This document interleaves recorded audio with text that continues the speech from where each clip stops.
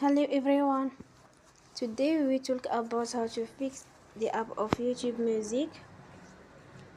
We will go to settings, then we click on apps. After that you will search the app YouTube Music and you will click. Then you will on for stop. After that you will go to storage. Then we click on clear cache. In the end, you will turn your Wi-Fi and you will turn again. Don't forget to support us by like and subscribe. See you next time and thank you for watching.